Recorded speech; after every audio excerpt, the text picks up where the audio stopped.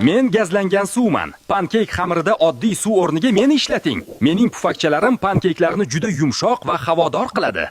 Men nonman. Sho'r bo'lib ketgan sho'rvaga mendan qalin bo'lak tashab 10 daqiqa qaynatib oling. Men ortiqcha tuzni o'zimga shimib olaman. Keyin esa meni olib tashlaysiz. Men sariyog'man. Makaron qaynatilayotgan suvga mendan bir osh qoshiq qo'shing. Men sousning makaronga yaxshiroq yopishishiga va ta'mning boy bo'lishiga yordam beraman.